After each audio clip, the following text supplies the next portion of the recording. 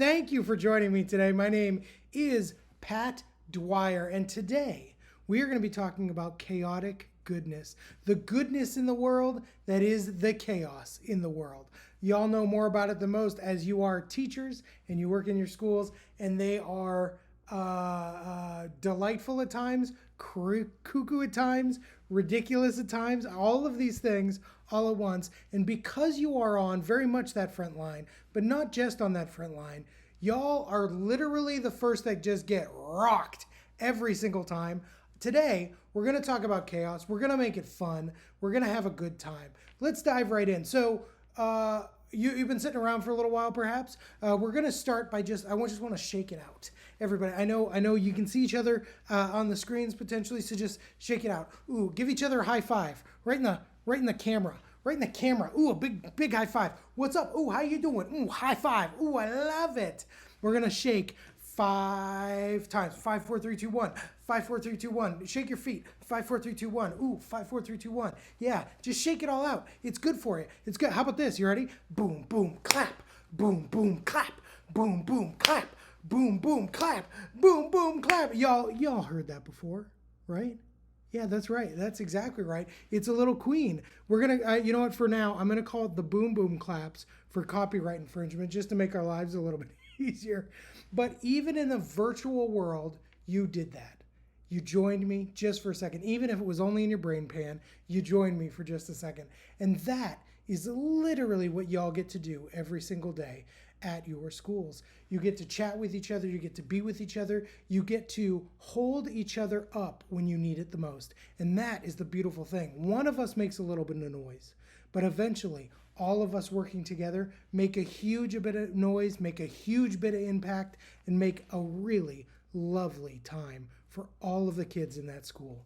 Every single one of them. And for that matter, the parents. And I think we all know as teachers, the parents,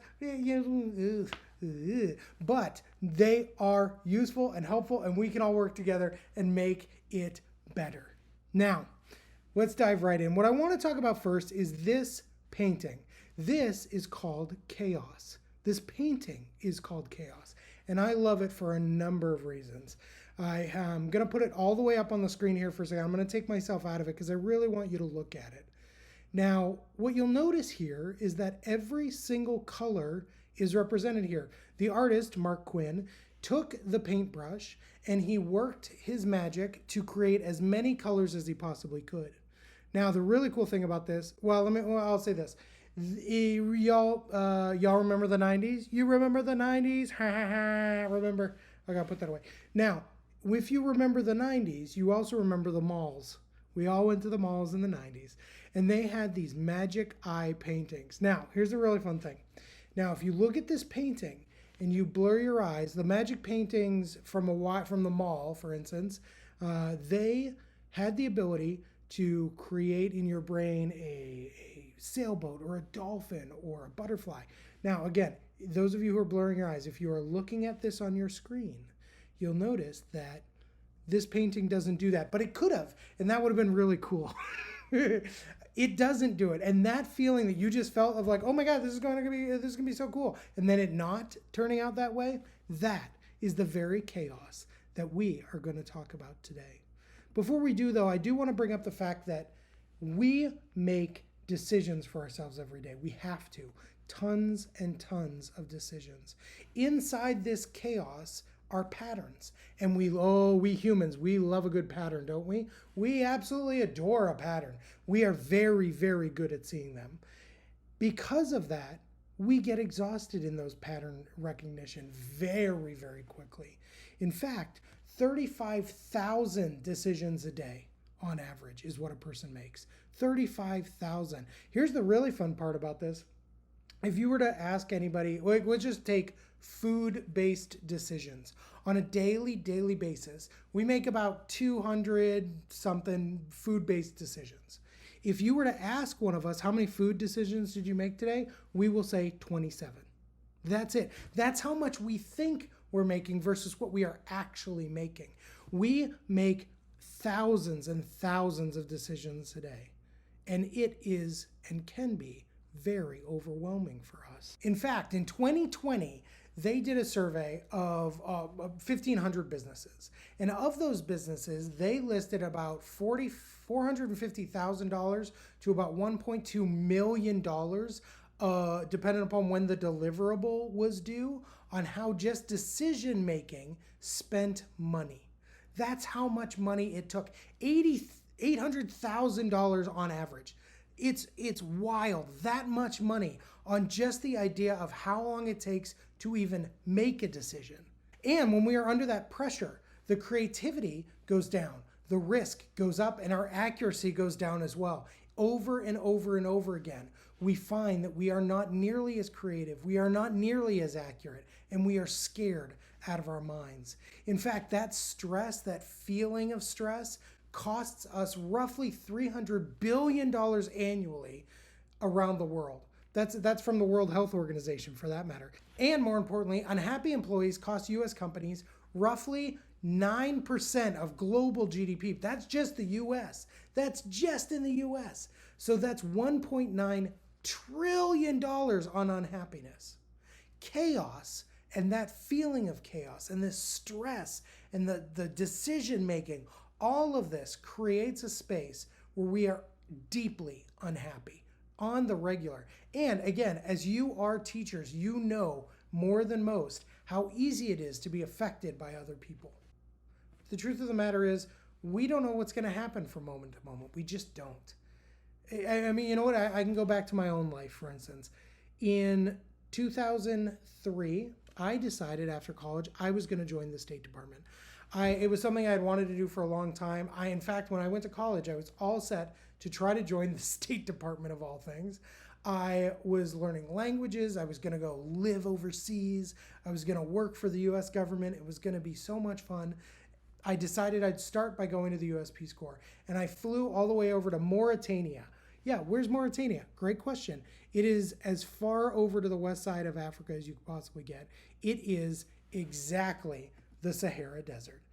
This picture here, this is actually, we were in the middle of the Sahara. Our car broke down, flat tire, and we were in a convoy, but the others were very far behind us. It was exceptionally hot that day. In general, it was about 130 degrees on a cold day, so not very cold. 130 degrees every single day. Actually, this picture here, this is the convoy that we were with. They drove away. They didn't even stop. They didn't slow down. We were changing the tire and they just took off. We didn't have any water except what we brought with us. If this went way worse, luckily it all worked out and we made it to our area, our town in Mauritania that we stayed at for quite a bit. You'll notice here pictures of the house that I stayed in, the host family that I was with. This is me growing out the luscious beard locks. Friends, this is why I'm so clean shaven. I can't grow any, and this picture is very clear. I can't grow anything. But the point is that while I was there, it was exceptionally hot. My body was trying to get in water. I was learning a language. I was learning culture. I was trying to blend in as best as I could, considering. Even with the heat, I remember there was a night that it was so cold. We would sleep outside under the stars because it was infinitely cooler than sleeping inside. And we would sleep on the ground. And I remember waking up so very cold. And I looked at my little alarm clock that had the temperature on it. It was 87 degrees. That's just, for any of you that live in hot climates, even at that, I grew up in New England. My little New England body could not handle this. Long story short, I got dysentery. Yep, that's right. I got 3 bouts in dysentery very, very quickly. I lost about 60 pounds in a month and a half, and I almost died. I started to lose motor function. Eventually, they put me in the infirmary, and I would stay in the infirmary all day long. They had air conditioning. It was great, comparatively speaking. And I was in the infirmary, and I was getting sicker, but then I started to get healthier. But one way or another, I was making everybody giggle. They would come over. The other people who were there, I would make them laugh. The staff, I would make them laugh. My friends would come and visit. I would make them laugh. Slowly over time, people would just come and visit me. It was so lovely. I figured they were just passing by. But then one of my friends said, Pat, if you are going to make everybody giggle, maybe that's what you should do with yourself. And I was, what in the world are you talking about? And he said to me, you know, because you are making everybody laugh, maybe that is the way that you should serve. Maybe that is the thing that you should do. Maybe all this other stuff that you've prepared for, maybe all of this other stuff that you thought was the right thing isn't the right thing at all. Maybe you should move to the States and do comedy full time because you are naturally a funny dude. I think we all know that's a mother's nightmare, hearing such a thing. Not that my mother was there, but when I told her about it, mother's nightmare. Especially I had to go to Africa and figure that out. But when I got back to the Peace Corps, they sent me home because I was so sick and I was in recovery. Came all the way back, and then I decided with a duffel bag and a backpack, I would pack up and I would move to Chicago. And I did. I moved right to Chicago and I started working for all of the big guys in Chicago. In fact, I took a class, I took 2 classes, and then I got on tour very, very quickly. And I toured the whole country for years. It was a wonderful time. And it all was because somebody suggested something that I didn't think about. Somewhere that I wasn't supposed to be, somewhere that it wasn't going well. But the greatest gift of my life came out of it. And in fact, I get to be here with you today because of it. These are dominoes. These dominoes, they fall, they tip. Opportunities lead to other opportunities, but also really weird things lead to other really weird things. It affects us positively and it can affect us negatively. Another example, for instance, is my wife. If any of you have been to Chicago in the wintertime, there are lots of these signs. And that is because of my wife.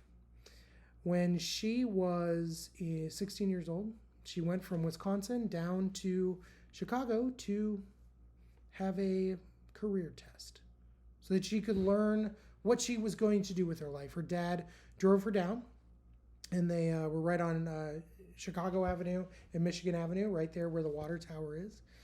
That's where that office was that they decided to do that in. And her dad checked her in to take the tests. She sat down, she started taking the tests, and he decided to go for a walk. When he was on that walk, a microwave-sized piece of ice slipped off of the Neiman Marcus building on Michigan Avenue, and it killed him on contact. My wife Amanda was sitting, waiting for her dad to come back, and he never did. To this day, she wonders if she could have done anything differently, but that's not exactly how life works, is it? She's fine, we're fine. We live a lovely, wonderful life. That feeling of that lack of control, that is that chaos, and it is okay. Because inside of the chaos is good. Inside of the chaos is potential, is possibility, is the opportunity to find great things. And in fact, knowing that is half the battle. G.I. Joes? Exactly. I do want to let you know that you're gonna fail. 16% of the time, you're gonna fail spectacularly. They know that. That's about average. Everybody pretty much fails 16% of the time. There are some of you who just, I don't fail very often. 50% maybe. Good for you. Please, you send me a note. Tell me how to do that. But for the rest of us anyways, it's about 16% of the time you're going to fail spectacularly. So give yourself permission to fail. Do it. Own it. Love it. Know that as long as you're trying, you'll get there. Because all of these little things in our lives, they teach us something. They bring us something. They give us something. Nothing is dropped. Nothing is left to the side. It actually kind of reminds me of one of my favorite movies, Back to the Future. Y'all seen Back to the Future? Some of you have, some of you haven't perhaps. I love Back to the Future, but let me tell you why. Back to the Future is great because they teach it in the script in film schools all over the country. And the reason that they do that is because it is what they call an airtight script. If those of you who don't know what an airtight script is, an airtight script is one that nothing that isn't introduced isn't later paid off. Everything is used. Everything in that script is used. For instance, some of you may have read this on the internet. Some of you maybe just know this from your life. In the beginning of that movie, when they go to the mall, back to malls, when we go to the mall, they are in the DeLorean and they're getting ready to go back to the past. That mall that they are at is called the Twin Pines Mall. There's 2 trees right at the beginning. He walks in, there's 2 trees. Great. So when they go into the future, nope, when they go into the back to the past, when they go back to the past from the future, got it, nailed it. They find themselves, or Marty's driving, right? He's driving and he hits a tree. They don't talk about it for the rest of the movie. Just is what it is. When they come back to it at the very end of the movie, that mall is called the Lone Pine Mall. Again, they don't talk about it, but it's something that happens that is then paid off later. Beautiful gifts. And I mean, even in that movie, there's like a scene at the very beginning that somebody is hanging on a clock. They pan across a whole bunch of clocks in his apartment. That same shot of that person hanging on the clock is exactly what you see later in the movie. Everything is introduced is used later. Oh, it is absolutely beautiful. All of these things can be used just like life, right? Every little thing that we don't think will make sense seems to make sense later. So we get to keep them for ourselves. It's just another cookie in the jar. There's another hen in the hen house. Now it's another book for your bookshelf. It's a trapper keeper. Ha! It's a trapper keeper. Yeah. Yep. But you open it up and you keep your things, all your lovely, wonderful things in that trapper keeper. Just put them right in there. You can just keep. Oh, for those of you who don't, it might be younger, you don't know what a trapper keeper is. It's like a fanny pack. It's like a fanny pack. It was a binder, but you just shove all sorts of useless crud in it, and then your mom yells at you a lot. Like, what do you have that for? What is that? Your purse? No, it's a trapper keeper, or in this case, it's a fanny pack. Friends, what I'm saying is put your things in your fanny pack. Everything that has an opportunity to go in your fanny pack. Everything is an opportunity to stick right in there and to be used at a later time. It is really, really wonderful, the things that we can do. It's not just about having change happen. It's about accepting that change and then knowing that you get to keep some of that goodness to use later. Even the hard stuff, even the worst stuff all, you are learning from that. And you get to put that in your trapper keeper, because eventually your fanny pack, trapper keeper, whatever, it's going to come out and it's going to be used and it's going to be great. So those of you who are old enough to remember a trapper keeper, put it in there. Those of you who know what a fanny pack is, go for it. Everybody love a good fanny pack. Gotta love a good fanny pack. You can wear it side satchel. You can wear it around your waist. I'm not sure which is cooler, but one way or another, go for it. Absolutely go for it, friends. Because life is just a bunch of Legos all over the floor.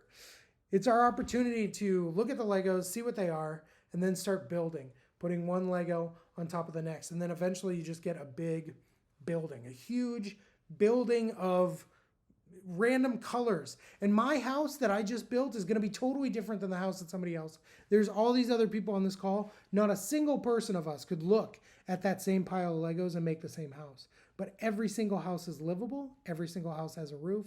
Every single house is stable. And they are exactly right. Our story is the right story every single time. Your Lego house is the right Lego house every single time, because you are in control. You get to make your house. This actually reminds me, as I got into comedy, I actually got into improv comedy and traveled the country doing that improv comedy, as I said before. And there were a couple rules that we used in improv comedy that helped us with all of this. And I want to share those with you now, because when we were making up scenes, we had to figure out what was going to happen one step at a time.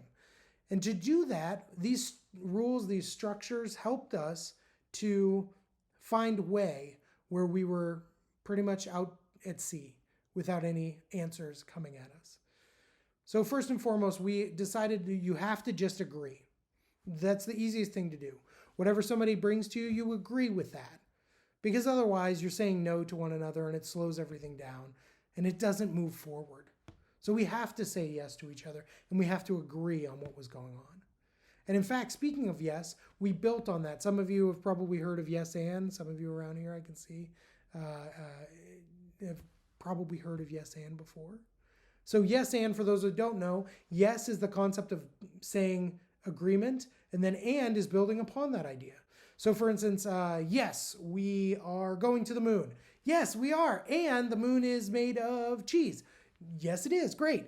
Yes, and because the moon is made of cheese, there are mice on that moon. Yes, and the mice are It's like Lord of the Flies up there, and the mice, it's not great, but they got little pikes and little mice. Okay, listen, this is not a great example, but that's the yes and. You build on things as they come. That's really what we're saying here. You keep building upon the next thing that happens. Then, of course, we have no mistakes. Why could there be no mistakes? Because we are only saying yes to each other. So nothing is wrong. Anything that seems wrong or wonky or off kilter, we get to use later. Kind of reminds me of one time I was doing an improv scene and I walked in and somebody said, "Oh, there he is. That's Joe." "Great, there's Joe. Thank you, Joe." And I said, "Hello, my name is Joe." Then that person had their back to me and I left the stage and somebody else came back on and they said, "Oh, hey, Joe."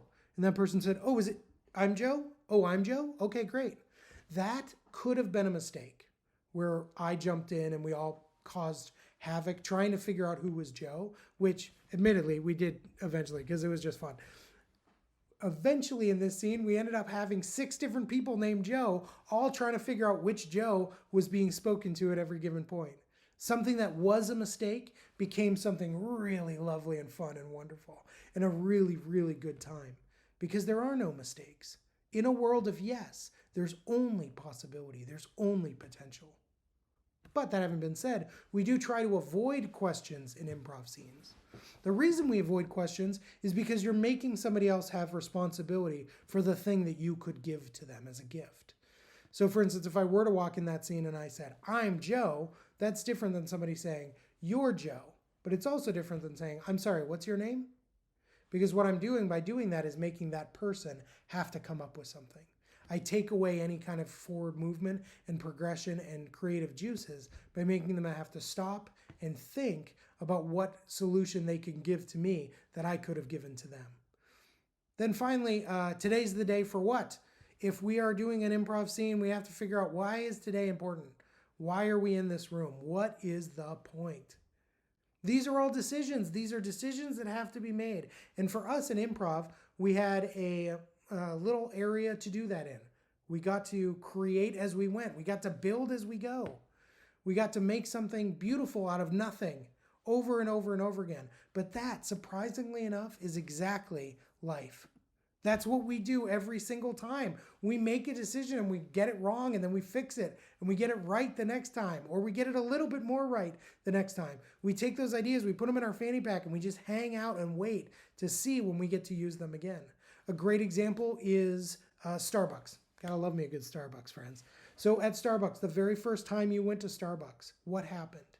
You ordered your drink. And you ordered it because some other friend said, "Oh, you gotta order this drink." You go, "Okay, cool." And so you walk up and you say, "Hey, I want a macafrappuccino with a crack-a-whack-a latte. That's what I want. I want one of them." And they said, "Okay." And they started to pour your drink and you drank it and is not good. That's not a good drink. Nobody likes that drink except your friend, who you probably even ordered it wrong. It wasn't even their drink. But you learned something and you said, "I didn't like that, but maybe I'll like this." And you tried something new.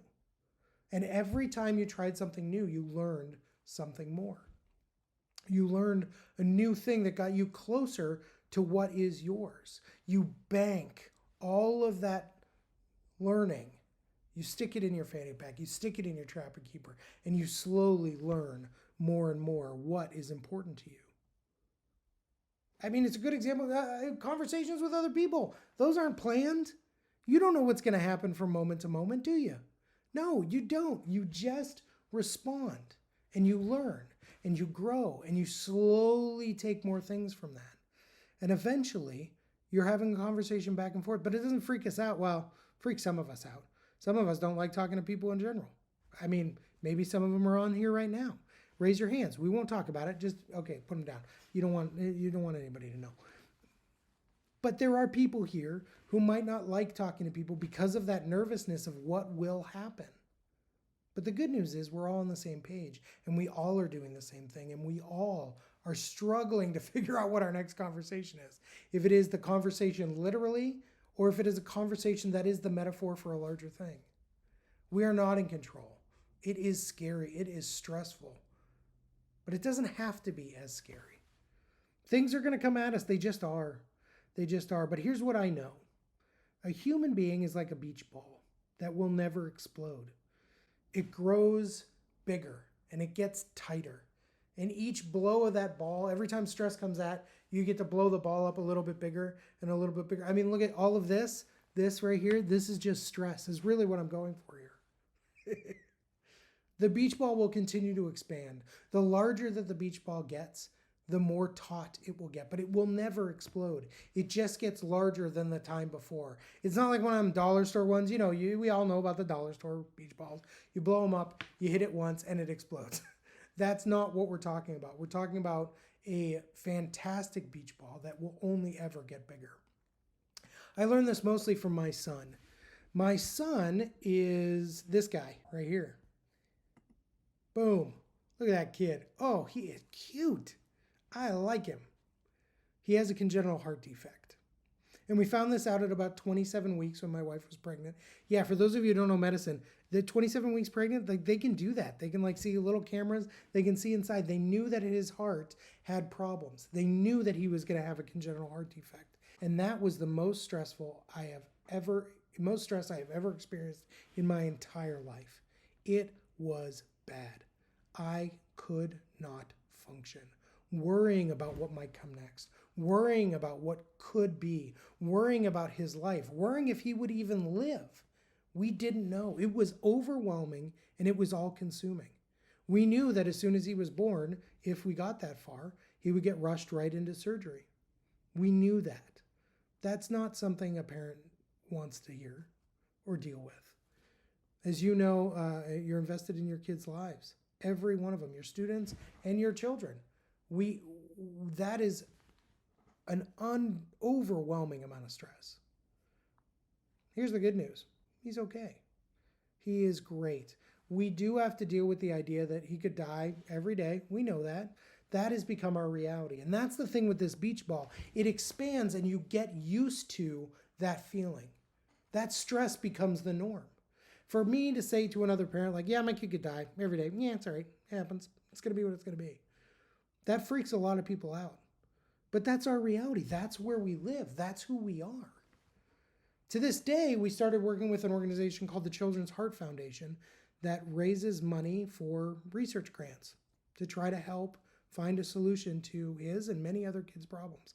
They've done incredible work, the Children's Heart Foundation, but that's the way that we can try to control that situation, what little we can do. Now he keeps growing up. He keeps getting bigger. I mean, he keeps just being the cutest darn thing in the world.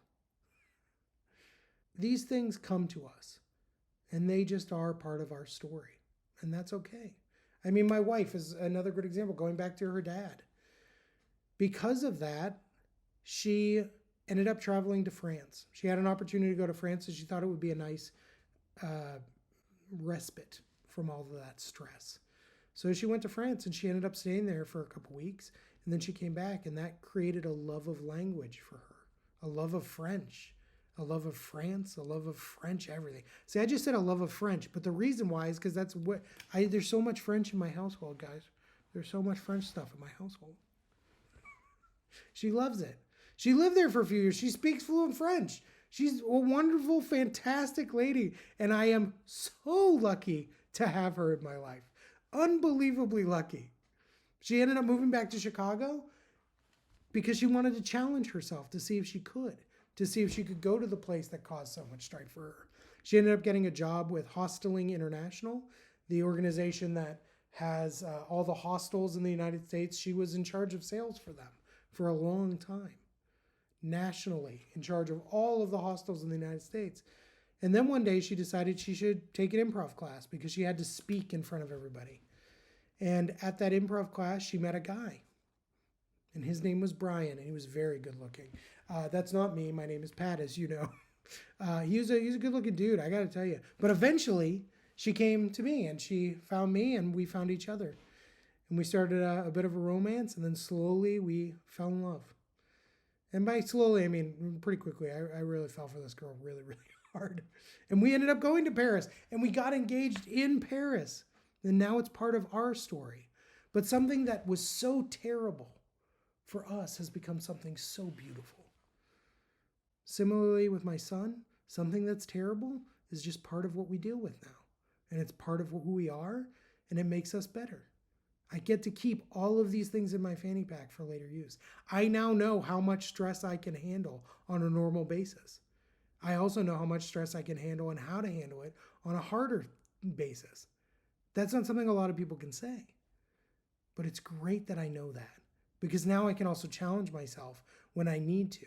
But I can say yes over and over and over again. I can say yes to all these things that I should say no to, or that everyone else tells me I should say no to.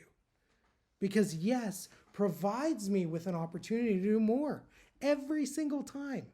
Buckle up. Buckle on up for yes. It's so fun to say yes. And I would challenge you to say yes a little bit more often to those around you. Say yes to your students a little bit more often. See what gold is brought to the table by just something as simple as saying yes. Something as simple as bringing a little bit more to the table.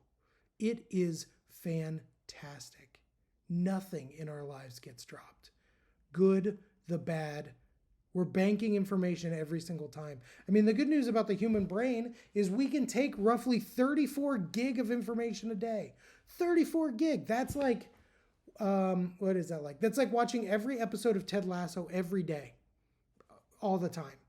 That's like downloading 15,000 songs on Spotify and listening to them all day long, all at the same time. That sounds terrifying. Doesn't that sound terrifying? That sounds like too much noise. How about this? Nerds. All y'all nerds out there? Y'all nerds. Some of y'all, I know. For those of you who are these nerdy things, that's like downloading all of the Harry Potter series, all 7 books, downloading them 15,680 times, and then reading them every day over and over again, all at the same time.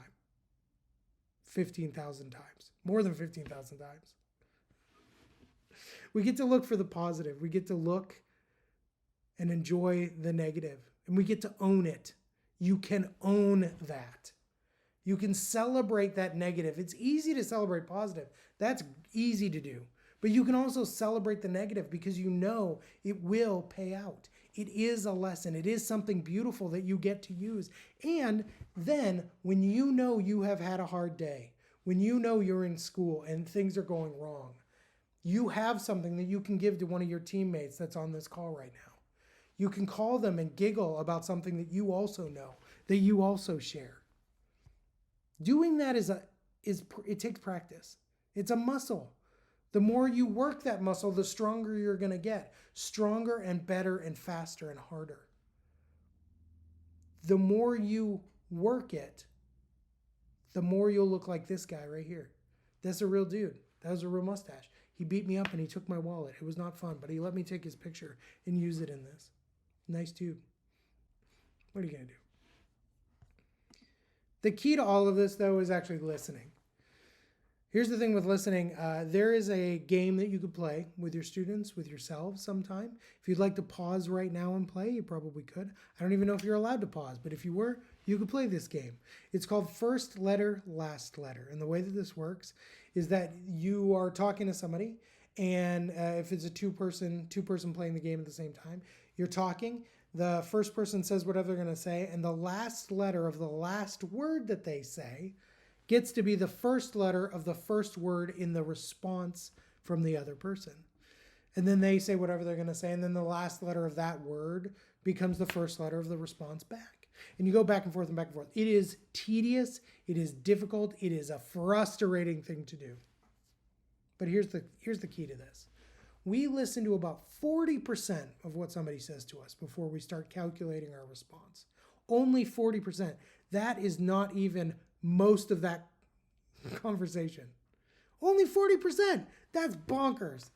60% of that line of speaking is when we as humans, grown up man, baby humans, my case specifically, that you get to start speaking from an emotional place. Anybody you talk to at about the 60% mark in your conversation, that's where you're going to start speaking emotionally. That's where you're going to start saying the things that you want, that you need, that you want confirmation in every single time. So you got 40%, you're not listening. 60% is where we actually start talking. And then there's all that middle bit We could be better. And you know what? Here's a fun trick. If you are ever in conflict, this game, this activity, first letter, last letter, will get you out of that conflict faster because you will be actively listening. I mean, okay, so if you're doing it with your significant other and they find out what you're doing about halfway through that conversation, it's a different fight, different kind of fight, big time. It's not good. It doesn't end well. Not great. But you can choose happiness, friends. You can absolutely choose happiness. If you have to get frustrated, that's okay too. Get frustrated, get angry. Okay, let's put it this way. If you contain that 5 minutes to just the 5 minutes and not let it blend into the rest of your day, you're going to do yourself a huge service. Let 5 minutes exist. Let it be just 5 minutes of frustration. If we were to take 5 minutes, there are 288 blocks of 5 minutes in a 24-hour period. 288. You could be angry for all of those if you need to be. Absolutely, go for it. But if you could contain it to just the waking hours, we're already at 204 sets of 5-minute blocks. And then if you want to contain that to just one 5-minute block of being angry and then let it go, let it stay in that 5 minutes so it doesn't affect the next 5 minutes. So it doesn't, you know what, friends? Heck, go 10 minutes. 10 minutes worth. Go for it. Why not? Go for it. Have that 10 minutes, really be angry in that 10 minutes. And then let's not let it change the color of the rest of our day. Let it live. In those 10 minutes, you can revisit it if you need to, that's fine. But let that frustration be in there. It's important to have, but don't let it wreck your entire day. We have the ability to gamify these frustrations. We have the ability to make frustration useful for ourselves. A great example is one of my friends, Anne. She travels quite a bit for work, and one of her largest pet peeves is having to bob and weave through the crowd of people who don't travel very often. It drives her bonkers. One day she called me and she said, I think I'm going to kill everybody at this airport. Not on purpose, not in a terrorism kind of way. One day Anne called me and she said, I can't take it. The people at this airport are driving me nuts. I don't think anybody here has ever traveled in their entire life. I don't think it's happened. They are making me crazy. Help me. I said, okay, well, here's what I do. When I'm in the airport and I need to get somewhere, or if I'm in a crowd and I need to get somewhere, I pretend that I'm in a video game and I bob and weave around people and I score points as I do that. This started when I used to run, and I would run long distance fun runs. And one of my favorite things to do was to choose somebody further down the pack and get past them. And just choose somebody else and then try to get past them. And then choose somebody else and try to get past them. And every time I did it, I got another point. So I use that at airports now, and I suggested it to her. She called me about a half an hour later, and she's like, I'm having the time of my life. I've got 200 points now. It's like, 200 points? That seems like a lot. She's like, oh, I'm really going for it. And also, old ladies count for 4. I'm like, oh, they do. That's a lot of math. You could have done it at 5, and then it would have been a lot easier for you. But that's fine. Go for it. Hey, if it works, it works. I love it. You know, a little bit of levity goes a really long way, friends. Just a little bit. And in fact, in comedy, there are 3 different kinds of ways that we have laughter. We know this. In comedy, in life, we laugh because of relief, because something comes down the line and we're relieved about that, so we laugh. Very natural reaction. We laugh because of superiority, either inclusion or exclusion. So, for instance, if you're in a comedy club and a comedian tells a joke that you think is the funniest thing ever and you understand it and it means something to you, you start to laugh. That's inclusion. Exclusion is the other person who doesn't understand it, but they're laughing because everybody else is laughing and they don't want to be left out. We don't even know we're doing it sometimes, but we just start laughing. Oh, this guy, he knows. That guy knows. Mm-hmm. But then my favorite, of course, is benevolent violation. This is the one that even babies know about. This is the one that you come out and you absolutely know how to deal with this. This is surprise. This is one of those things those moments that happen that are the most surprising. And they take you and make you laugh just from a very natural place. Actually going back to my wife, this is something that we know about her, that she laughs because of surprise. She laughs, maybe not always in the best way because of surprise. When COVID happened, I don't know if y'all have heard of COVID. You remember COVID? Yeah. Okay, great. So with COVID, we decided to sell everything we had. We bought an RV and we took off on the road for a year, and it was so great. I suggest it. You should take an adventure like that at some point in your life. It was awesome.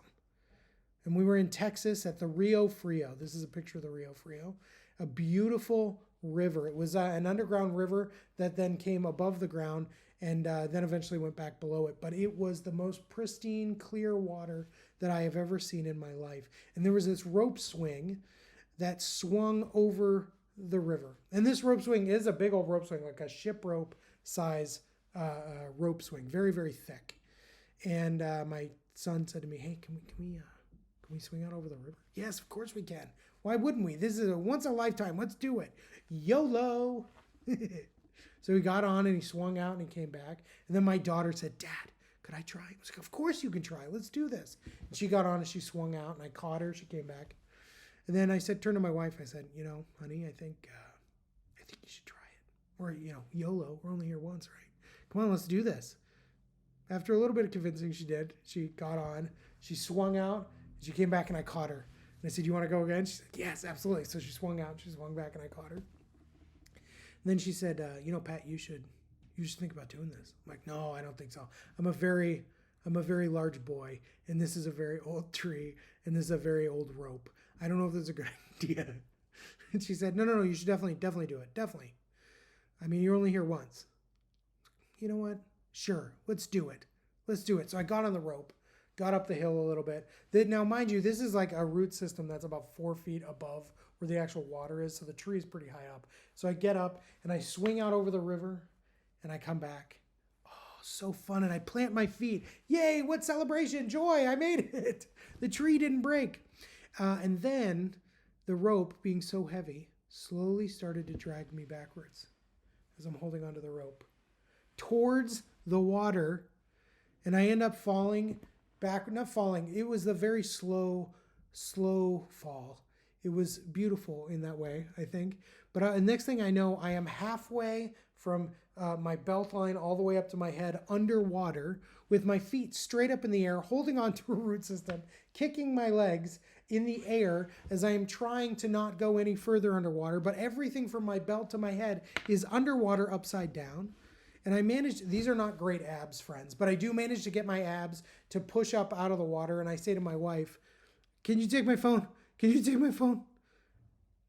She is laughing so hard she cannot function. My kids are laughing because she's laughing, but she is losing her mind. And I go back under because this is really my only choice at that point. And then I struggle to get back up and I say, "Please, could you take my phone?" And she, friends, she's wet herself at this point. She's laughing so hard that it could be a product of childbirth, but she has absolutely wet her pants.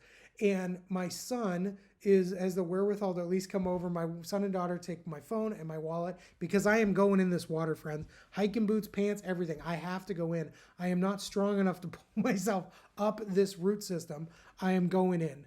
And I dunk in, and it turns out the Rio Frio is much deeper than it looks. It's about 7 or 8 feet deep. So I am all the way under, and I managed to get up. Here's me. Yep, coming out of the water. That's right. Yeah, completely soaked.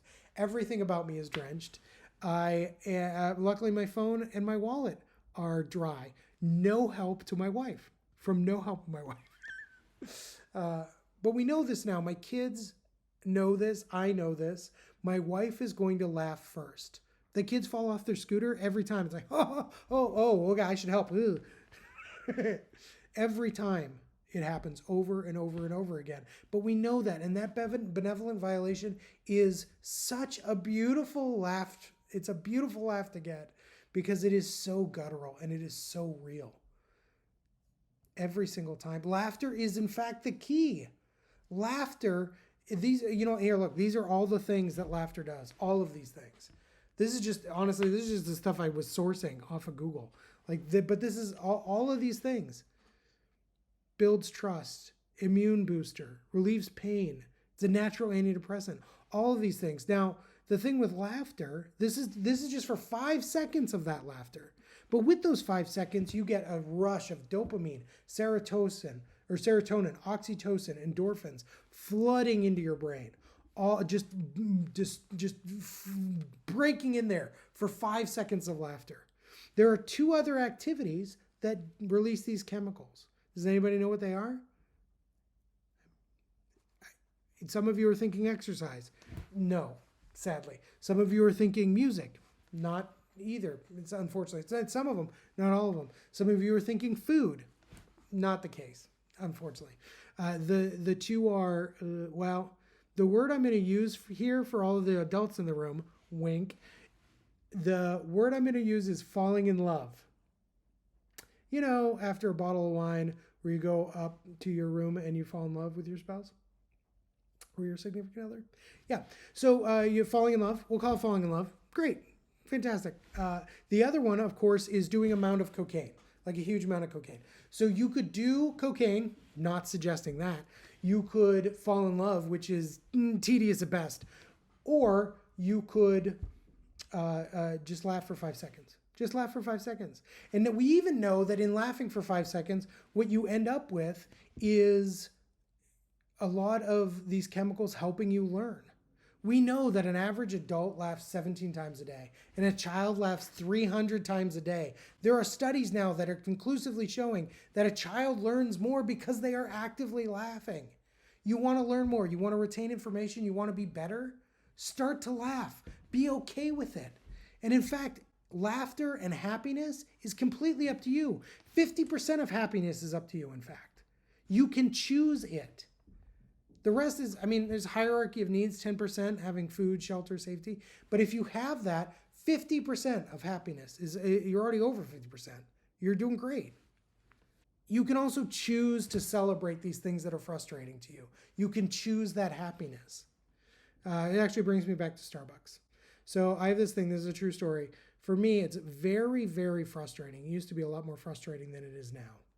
When I go to Starbucks, my name is Pat Dwyer. You've heard that a lot at this point. You've seen it written. Pat Dwyer. That is my name, Pat. When Starbucks goes, hey, what's your name for your cup? I'll say, oh, my name's Pat. Cool. 9 times out of 10, literally 9 times out of 10, I get this. Todd. Couldn't tell you why. It's always Todd. It's always the same name. It's always the same name. Every single time. But for me, I've made this into a game for myself. It used to frustrate the crud out of me. Holy moly, did it. But now I go, Todd. First I look around and make sure there's nobody else named Todd in the room. But after that I go, oh, Todd's drink. Yeah. Oh, here he is. He's here for his drink. Oh. And I celebrate. I be real loud. Makes everybody laugh. My wife has even started setting me up for it. She goes, uh-oh, Todd's drink. Oh, yeah, Todd's drink is here. Here I come, busting through the walls. It is fantastically fun. And it shouldn't be something that should be nearly as fun. But I make it into a game for myself. I make it something fun.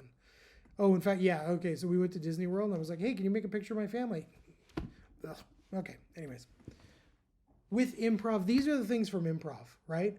Agree, yes and, no mistakes, avoid question, today's the day for what? And for our real lives, we can accept it. We can be a beach ball. We can think of Marty McFly. We can think of not dropping anything. We can own that, and we can be a Todd. Be your own Todd, friends. Be a Todd. Happiness makes people better. Happiness makes people money. Happiness increases life expectancy. You'll even remain calm through adversity just by choosing happiness, by deciding to work that muscle and to get better at it. And even at that, we are surrounded by people who make us better. Everybody brings something to the table. Somebody once told me that the best teams, everybody does everything well, but there's one person in each team that does something better than everybody else. And that is the people that we surround ourselves with. Your peers on this call, your peers in this room, your family. We Voltron up. We bring a little bit of everything, and then we become this big monster. We get to roll around and really, really make great, beautiful change. It is a drop in the bucket, a single drop. You make a decision that affects everyone else around you. If you make a positive decision, it affects everyone around you. If you choose happiness, it affects everyone around you. We don't know what's going to come to us every single day. We don't know. All that we know is that one thing will affect the next, which will affect the next, which will affect the next. And it could be bad, could be great. But this drop in the buckets ripples out every single day, and we affect every single person around us. But you have the power to make it great. You have the power to celebrate that for ourselves. And it all comes in fives, every single one of them. You got the 5 rules of improv, right? You got the 5 tenets, the changes that make it for life. If you take 5 minutes and keep your anger in that 5 minutes, and then if you take 5 seconds of laughter and really use that, the only thing left is high fives. High fives everybody around you. High five your friend, high five your camera. You have the ability to high five everyone around you and to put that glorious feeling inside your fanny pack every single day. Thank you, friends, for joining me. My name is Pat. If you have any questions, you can find me at patdwyerwastaken.com because I tried to buy patdwyer.com, but somebody bought it already. So I bought patdwyerwastaken.com. But today, if you scan this QR code, you also get a free gift of a couple of different exercises that we do around the world. We, myself, and you can do with your classrooms, with your staff, with your teammates, anything you want. There's a couple little other gifts in there for you. Thank you so much for joining me. My name is Pat Dwyer.